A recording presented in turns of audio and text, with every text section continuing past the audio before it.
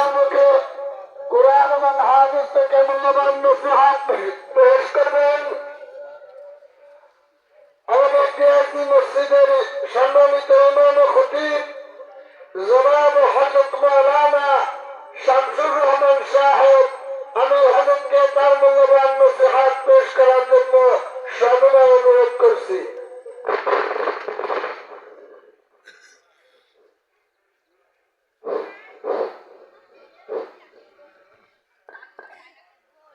السلام عليكم ورحمة الله وبركاته. সকলে দুরূদ শরীফ পড়েন। আল্লাহুম্মা সাল্লি আলা সাইয়্যিদিনা ওয়া নাবিয়্যিনা ওয়া শাফিয়্যিনা ওয়া হাবিবানা ওয়া মাওলানা মুহাম্মদ সাল্লাল্লাহু আলাইহি ওয়াসাল্লাম। আলহামদুলিল্লাহ, একদিন ব্যাপী আয়োজিত ওয়াজ মাহফিলের সম্মানিত সভাপতি সাহেব, আমার সামনে উপস্থিত এই এলাকার ধর্মীয় মুসলমান ভাইয়েরা, পর্দার আড়ালের ভদ্র সমাজের মা এবং বোনেরা এবং আয়োজিত দাওয়াতি ওলামায়ে কিরাম, মসজিদ কমিটি, ভাই পরিচালক, সবাইকে জানাই দ্বিতীয় শুভেচ্ছা দিয়ে আবারও সালাম। আসসালামু আলাইকুম ওয়া রাহমাতুল্লাহ। ভাইয়েরা আমার, আল্লাহ রাব্বুল আলামিন পবিত্র কুরআনুল কারীমের ভিতর বলছেন, লাকাদ আনজালনা ইলাইকুম কিতাবান ফীহি যিকরুকুম আফালা তাকিলুন। বলেন আল্লাহু আকবার। আরশে আজিমের মালিক এই আয়াতের ভিতর বলছেন, এই কোরআন আমি তোমাদের জন্য নাজিল করে দিলাম এবং এর ভিতরে যা কিছু আছে সব তোমাদের জন্য রেখে দিয়েছি। জোরে বলেন সুবহানাল্লাহ। আরেকটু জোরে বলেন সুবহানাল্লাহ। এই কোরআনের ভিতর রয়েছে জান্নাতের কথা, জাহান্নামের কথা, কিভাবে মানুষ তার সম্পদগুলি পাবে, মানুষের সাথে কি ব্যবহার করবে, কোন কাজগুলো করলে মানুষ জান্নাতে যাবে, তিবিয়ানান লিকুল্লি শাই, আল্লাহ সব কিছু খুলে খুলে বর্ণনা করছে। বলেন সুবহানাল্লাহ। আমি মাইকের আওয়াজ যে যেভাবে শুনতেছেন সবাইকে আমি বলবো, জীবনে অনেক সময় চায়ের দোকানে, ঘরে, বিভিন্ন দোকানপাটে অযথা সময় নষ্ট করেছেন। আসুন আজকে মুড়ির দোকানে, চায়ের দোকানে, ফুচকার দোকানে এই সময় নষ্ট না করে চলে আসুন, কোরআন হাদিসের কথাগুলি শুনুন। হয়তো আল্লাহ সুবহানাহু ওয়া তাআলা আপনাকে হেদায়েত দান করতে পারে। আমি প্রায় মাহফিল একটা কথা বলি যে আপনার বাড়ির ধারে যদি একটা নদী থাকে, কি থাকে বলেন? নদী। কেউ রাগ হচ্ছেন নি এবার? নদী থাকে, তাহলে নামাজ পড়ুক আর না পড়ুক, একটা রাত হলে একটা লাইট নেয়, একটা জাল নেয়, মাছ রাখার জন্য খারই অথবা ব্যাগ সাথে নেয়। চিন্তা করে আমি যদি নামাজ পড়ি আর না পড়ি মাছ অবশ্যই পাবো। এই মাছ বিক্রি করে শ্বশুর বাড়িও যেতে পারি, অথবা এই মাছ বিক্রি করে নিজে ঘরে খাবার দাবারও কিনতে পারি। একটা না একটা চিন্তা থাকে। ইন্নামাল আমালু বিন্নিয়াত, রাসূলুল্লাহ বলেন নিয়ত অনুযায়ী প্রত্যেকটি কাজ হয়ে থাকে। তাই এই যে ওয়াজ মাহফিলের আয়োজন করেছেন, আপনারও একটা নিয়ত থাকবে যে এইখানে আজকে যে ওয়াজ হবে, এক একজন আলোচক এক একটা কথা বলবে, আমি বড় মাছ নিতে পারলাম না পুঁটি মাছ নিতে পারলাম, কোন মাছটা নিয়ে আমি ঘরে যাইতে পারলাম। কোরআন হাদিসে সবাই তো জাল খাও দিতে পারে না, তাহলে সবাই মাছ পাবে না, সবাই তাফসীর মাহফিলে আসবে না, বাইরে বসে হেদায়েত পরিপূর্ণ পাবে না। কিভাবে? আপনারা দেখছেন মা বোন যখন চুলায় যখন ডিম রাখে, কিসে রাখে? যখন আপনার সাজে বা ঝাঁকায় বিভিন্ন ভাবে ডিম ফুটায়, ফুটানো বাচ্চা ফুটায়, সব মুরগিতে যে পাখার ভিতর যে ডিমগুলো রাখে এবং বাহিরে অনেক ডিম থাকলে সব ডিম কি ফোটে? ফোটে না। শেষকালে বরিশালের ভাষায় বলে পাওয়া, এদিক বলে কি? ওই যাই হোক, তা এই যে রসুল বলছেন রিয়াদুল জান্নাহ, বেহেশতের বাগিচায় যারা আসবে ওদের ডিমগুলো ভালো তাও হবে, আমল হবে, বাচ্চা ফুটবে। আর এর বাহিরে যারা আছে সব ডিমে বাচ্চা হবে না। ভাইরা আমার, আমি বেশি সময় আপনাদের সামনে কথা বলবো না। আল্লাহ আমাদের স্রষ্টা, আমরা তার সৃষ্টি। আল্লাহ আসমান হতে দেবে বৃষ্টি, তাতে হবে ফল, আমরা খাইলে দেহে পাবো বল। আল্লাহ মনে করে বান্দা স্লোগান দিবে, চল নামাজে চল, ওয়াকিমুস সালাম ওয়াতুজ যাকাত। আল্লাহ বলছেন নামাজ পড়ো আর যাকাত দাও। আমি বেশি সময় কথা বলবো না, তিনটা বিষয়ে কথা বলবো যাতে আপনি আমি জান্নাতি মানুষ হতে চাই। দেখছেন না, যখন খবর, অনেক লোক সারাদিন টিভির দোকানে থাকে, কিছু চালাক লোক আছে অল্প সময় টিভির দোকানে বসে এবং মূল মূল খবর শুনে দেশে কি হইছে এরপরে চলে যায়। তা আমি বেশি সময় কথা বলবো না, তিনটা বিষয়ের উপরে কথা বলবো। একটা হচ্ছে নামাজ, 2 নাম্বার হচ্ছে পর্দা, আর একটা হচ্ছে ঈমান। ভাইরা আমার, ঈমান যদি না থাকে, এই হুজুর আজকেও মসজিদে ঢুকে বলেছেন যে ঈমান না থাকলে যতই কাজ করো কোনো কাজ হবে না। ঈমান আগে হইলে ঈমান, ঈমান মানে কি? কলেমা পড়েন, লা ইলাহা ইল্লাল্লাহু মুহাম্মাদুর রাসূলুল্লাহ সাল্লাল্লাহু আলাইহি সাল্লাম। আপনি কি ফ্যাক্টরির ভিতর ঢুকলেন, তাহলে ঈমান যখন আনছেন তখন আপনাকে নামাজ পড়তে হবে। কি পড়তে হবে? নামাজ। নামাজ শব্দের অর্থ কি? নামাজ যে পড়ে মসজিদে গিয়া, বাড়িতে বসে, মাঠে বসে, নামাজ শব্দের অর্থ কি? তাফসীরের ভিতর আসছে নামাজ মানান, নামাজ লুগাতান, নামাজ শব্দের, সালাত শব্দের অর্থ হইছে প্রার্থনা করা। কি করা? বাংলায় নাম কি? প্রার্থনা করা, দোয়া করা।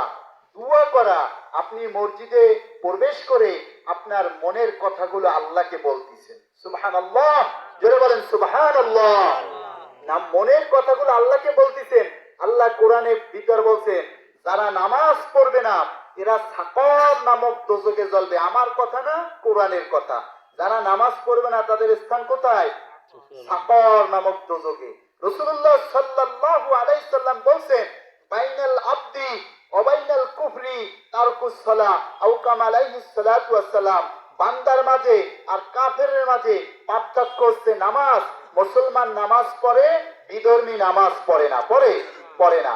নামাজ পড়লে আপনি জান্নাতে যেতে পারবেন, পাশাপাশি ঈমান আমল নেক কাজ করতে হবে। ভাইরা আমার, মাথার চুল পেকে সাদা হয়ে গেল, শরীরের চামড়া ঢিলা ঢালা হলো, নাতির বয়সী ছেলে এসে বলে দাদু আজান হয়েছে মসজিদে চলো। কয় যাও যাও যাও, তুমি তোমার নামাজ পড়ো। সমাজে যারা নামাজ পড়েন তারা কত ভালো আমি জানি,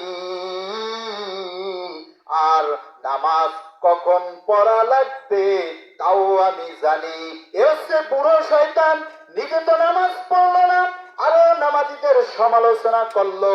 আমার আল্লাহ বলেন মিনাল জিন্নাতি ওয়ান নাস। বলেন আল্লাহু আকবার। এদিকে বলেন আল্লাহু আকবার। আল্লাহ বলছেন জিন শয়তান, মানুষ শয়তান থেকে আমার কাছে আশ্রয় চাও। মানে কার কাছে? আল্লাহর কাছে। তাহলে এখন আপনাকে আমাকে জান্নাতে যেতে হলে নামাজ পড়তে হবে। বলেন আমি, জোরে বলেন আমি জান্নাতি মানুষ হতে চাই। আবার বলুন আমি জান্নাতি মানুষ হতে চাই। আমারও হতে হবে, আপনাকেও হতে হবে। এই পৃথিবীতে আসছি, থাকতে পারবো না। এই পৃথিবী থেকে চলে যেতে হবে। আসছি খালি হাতে, আবার যাব খালি হাতে। আপনার আমার সাথে যাবে নেক আমল। কি যাবে? নেক আমল। নামাজ ছাড়বেন না, মৃত্যু পর্যন্ত নামাজ পড়বেন। আপনার ছেলে, মেয়ে, স্ত্রী, পুতের বউ, বেটা সবাইকে নামাজের আদেশ দেবেন। তাহলে আপনি একজন ঘরের ভিতরে একজন ভালো খলিফা, বলেন সুবহানাল্লাহ। খলিফা মানে প্রতিনিধিত্ব করা। আপনি বাহিরে দাওয়াত দেন, আপনার ঘরে যে নামাজ পড়ে না তার খবর রাখবেন না, তার খবর রাখতে হবে। ভাইরা আমার, আল্লাহ রাব্বুল আলামিন আপনার আমার জন্য লাইফ কনস্টিটিউশন, জীবন সংবিধান হিসাবে দান করছেন কোরআন। আল্লাহ কোরআনের বিভিন্ন জায়গায়, এক জায়গায় না, পৃষ্ঠায় পৃষ্ঠায় বহুত জায়গায় বলছেন, বান্দা নেক আমল আর ঈমান যদি আনতে পারো আমি তোমাদের জান্নাতুল ফেরদাউস দান করব, বলেন সুবহানাল্লাহ। কবির ভাষায় বলতে হয়, এই ফুল, এই ফল, এই নদী জল, সবুজের পাতা ভরা বাগানের ফল, আরশের নীলিময় তারাদের দল, চাঁদ আর সূর্যের আলো ঝলমল, বেহেশতবাসীদের আবে জমজম, সবকিছু আল্লাহর দান অনুপম, তাজরি মিন তাহতিয়াল আনহার, জান্নাতের পাদদেশে সব কিছু থাকবে, জোরে বলেন সুবহানাল্লাহ। কোন কিছুর অভাব হবে না। এই দুনিয়ায় যত অভাব, ঘের লইয়া মারামারি, পথ লইয়া হামলা, গাছ লইয়া মামলা, এটা দুনিয়ার বুকে অভাব। জান্নাতে কোনো অভাব থাকবে না, থাকবে না, থাকবে না। ভাইয়েরা আমার, রাসূলুল্লাহ হাদিসের ভিতর বলেছেন, যারা জান্নাতি মানুষ হবে মাছের কলিজা ভুনা করে খাওয়ানো হবে। সবাই বলেন সুবহানাল্লাহ। আরেকটা গুরুত্বপূর্ণ কথা বলি, সেটা হচ্ছে পর্দা। শোনেন, আপনি আমি ওয়াজ শুনি, মসজিদে শুনি, বিভিন্ন মাহফিলে শুনি, সবাই শুনি, কিন্তু মা বোন কি ঘরে বেশিরভাগ থাকে, তারা কি ওয়াজ নসিহত বেশি শুনতে পারে? পারে না। এজন্য আমি বিভিন্ন মাহফিলে বক্তাদের, কমিটিদের পরামর্শ দিই, ওয়াজ করবেন 3 ঘন্টা 2 ঘন্টা, তার ভিতর 20 মিনিট পর্দা রস করবেন, কারণ পর্দা রস করা দরকার। স্বামী যদি স্ত্রীকে পর্দা রস করে তাহলে বলবে যে তুমি কি বড় মাওলানা হয়ে গেলে কিনা, হ্যাঁ তোমার ব্যাপারে আমি জানি। আর অন্য কেউ যদি কথা বলে তাহলে বলবে না, আমাকে তো মানতে হবে। মায়ের জাত, আমি আপনি জান্নাতে যাব, পিতা মাতাকে তো জান্নাতে নিতে হবে, তাই না? কারণ পিতা মাতা আপনার আমার জন্য কত কষ্ট করেছেন। মা যেন মোর খাঁটি সোনা, বলেন মা যেন মোর খাঁটি সোনা, নীল আকাশের চাঁদ, মাগো তোমায় না দেখিলে নিচে না গো সাত, ও মা নিচে না গো সাত। এই মা পুকুরের পাশে ঘুমিয়ে আছে, এই মা বাঁশ বাগানের পাশে ঘুমিয়ে আছে, এই মা পেঁপে বাগানের পাশে ঘুমিয়ে আছে। এখন পিতা মাতার জন্য দোয়া করে দেন, রব্বির, সবাই রব্বির হামহুমা কামা রব্বায়ানি সগীরা, বলুন রব্বির হামহুমা কামা রব্বায়ানি সগীরা। এর অর্থ হচ্ছে, রব্বুল আলামিন বলেন, হে বান্দা, হে বান্দি, তোমরা পিতা মাতার জন্য দোয়া করো। এর অর্থ হলো, আয় আল্লাহ, আমার পিতা মাতা ছোট বয়সে আমাকে যেরকম স্নেহ করেছে, তার কবরে সেরকম শান্তির ব্যবস্থা করে দাও। সবাই বলেন সুবহানাল্লাহ, জোরে জোরে বলেন সুবহানাল্লাহ। নারায়ে তাকবীর।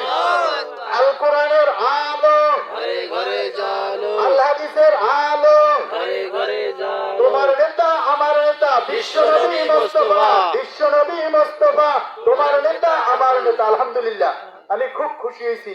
লোক আপনারা যাই হন না কেন, আওয়াজ দিয়েছেন, বলা লাগে নাই আরেকটু আওয়াজ ছাড়েন, কেউ কৃপণতা করেন নাই। আমিও যতটুকু সময় পাবো মূল মূল কথা বলবো, সারা দেশ পেছাবো না, যাতে আপনার আমি একটু উপকার করতে পারি। ভাইরা আমার, তাহলে আমি আপনি কি হতে চাই? জান্নাতি মানুষ।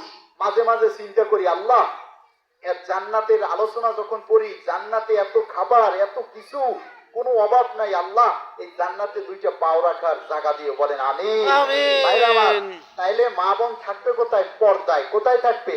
আল্লাহ রাব্বুল আলামিন বিশ্ব নবীকে তার স্ত্রীদের সম্পর্কে পর্দার আয়াত নাজিল করলেন। কিয়ামত পর্যন্ত নারী মা বোনদেরকে সেই আয়াত মানতে হবে। আল্লাহ রাব্বুল আলামিন আরশে আজিমের মালিক বলেন, ওয়াকরনা ফি বুয়ুতিকুন্না ولا تبرجنا تبرج الجاهلية الأولى বলেন আল্লাহু আকবার।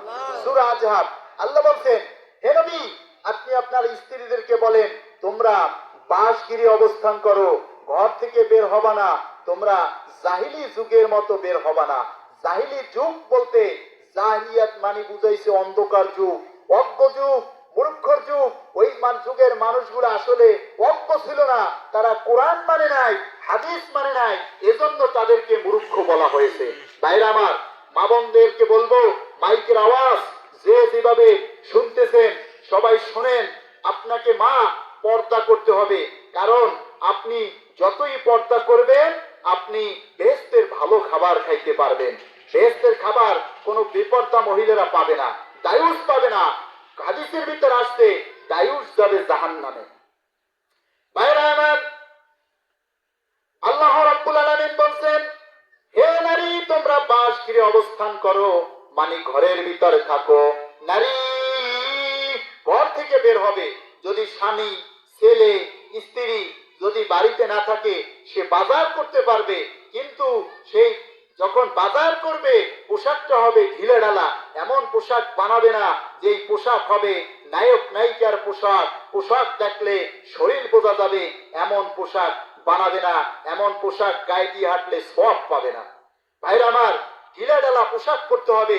আপনার মা, স্বামী আছে, স্ত্রী আছে, ছেলে আছে, মেয়ে আছে, এরা বাজার করতে পারে, কিন্তু তারপরেও যদি কোনো নারী দৈনিক কাঁচা বাজার, সন্ধ্যা বাজার, দুপুরিয়া বাজার, এই বাজার পুরো না করলে, মাথা যদি ঠান্ডা না হয়, তাহলে বুঝতে হবে মা আপনার রোগ হয়েছে। এই রোগ ভালো বানাইতে হলে লাড়ি দিয়ে স্ত্রীকে পিড়াইতে হবে, তাছাড়া ভালো হবে না। যদি প্রত্যেক দৈনিক আপনার মার্কেটে যেই বাজার করা লাগে, স্বামী ক্রয় করে দেয়, যদি আপনার ভালো না লাগে। ভাইরা আমার, আর মা বোনদেরকে অযথা মারা যাবে না। এক লোক ঘরে বাজাবাজি, স্ত্রীকে মারার জন্য আলাদা লাঠি বানাইছে। রসুল কি এরকম কাজ করছে? করে নাই। স্ত্রীদেরকে মারা যাবে না। হাদিসের ভিতর আসছে যে মহিলা হচ্ছে বাম পাজরে হাড্ডি দিয়ে তৈরি, ওদেরকে আপনি যত সোজা বানাইতে যাবেন ভেঙ্গে যাবে। আর একটা হাদিসের ভিতর পড়ছি, মা বোন হচ্ছে কাঁচের মতো, কাঁচ যেরকম হাত থেকে পড়লে কি ভেঙ্গে যায়, ওরাও ভেঙ্গে যাবে। ভাইরা আমার, মায়েরা, বোনেরা, অবশ্যই পর্দা করতে হবে। পর্দার ব্যাপারে আমি একটা উদাহরণ দিই, শোনেন, খেয়াল করে শোনেন। শোনেন, মাছের বাজারে আম, কলা, কাঁঠাল, লিচু, পেয়ারা, সবেদা, আনারস, এগুলা ছিলাইয়া একটা ডিশের ভিতরে যদি মাছ বাজারে বসা হয়, লুচ্চা মাছিগুলো পড়বে, আর বোরকা ছাড়া যারা যে মহিলারা চলবে, লুচ্চা ব্যক্তিরা তাকিয়ে দেখবে, বলেন নাউজুবিল্লাহ। বাইরে আমার, আল্লাহ রাব্বুল আলামিন শুধু নারীর পর্দার কথা বলে নাই, আল্লাহ রাব্বুল আলামিন আর ওর আগে পুরুষের পর্দার কথা বলছেন। আল্লাহ তাআলা বলছেন, হে পুরুষ, তোমরা চক্ষু নিম্নগামী করো, আর লজ্জাস্থান হেফাজত করো, আল্লাহ সব কিছু জানে। মহিলাদেরকেও বলছেন চক্ষু নিম্নগামী করো আর লজ্জাস্থানের হেফাজত করো, আল্লাহ সবকিছুই কিন্তু জানে। আল্লাহ সব জানে না? অবশ্যই জানে। আল্লাহ রাব্বুল আলামিন বলছেন, ইন্নাল্লাহা আলা কুল্লি শাইইন কাদির, আমি হলাম সকল বিষয়ে ক্ষমতাবান। আমি তোমাদেরকে দান করেছি কোরআন, মৃত্যু পর্যন্ত আপনাকে আমাকে কোরআন মানতে হবে। জোরে বলেন আল্লাহু আকবার। আরেকটু জোরে বলেন আল্লাহু আকবার। মা শোনেন, খেয়াল করে শোনেন, একটা হাদিস বলি, পিতামাতার খেদমত করার কারণে যুবকের পাথর সরে গেল। 3 হাদিসের কথা বলতেছি। 3 জন ব্যক্তি একটা পাহাড় দিয়ে যাচ্ছে, যাওয়ার পথে দেখতেছে বজ্র শুরু হয়েছে। বজ্র শুরু হওয়ার পরে, বৃষ্টি শুরু হওয়ার পরে পাহাড়ের ভিতর ঢুকে গেল। বৃষ্টি যখন থেমে গেল, দেখতেছে ঘরে সেই পাহাড়ের দরজার মুখের পাশে দেখতেছে পাথর এসে আটকে গেছে। পাথর এসে এমন ভাবে পড়ছে, পাথর সরে না, পাথর সরে না। এবার এক ব্যক্তি বলতেছে, শোনো, কার কি ভালো আমল আছে, ওই আমল দ্বারা আল্লাহকে ডাকো, হয়তো বা আল্লাহ পাথর সরিয়ে দেয়। আমি মাঝে মাঝে বলি, এইরকম ছোট কাজের বিনিময়ে যদি আল্লাহ জান্নাত দেয়, আমরা জান্নাতে চলে যেতে পারবো। আর যদি আল্লাহ হিসাব চায়, আমি আপনি হিসাব দিয়া যেতে পারবো না। হাতের গুনাহ, পায়ের গুনাহ, চোখের গুনাহ, চুলের গুনাহ, অঙ্গ প্রত্যঙ্গের গুনার শেষ নাই। তওবা করেন, আস্তাগফিরুল্লাহ, আস্তাগফিরুল্লাহ। আল্লাহ সগীরা কবিরা গুনাহ থেকে আপনার কাছে ক্ষমা চাই। আমিন, আমিন বলেন, আমিন।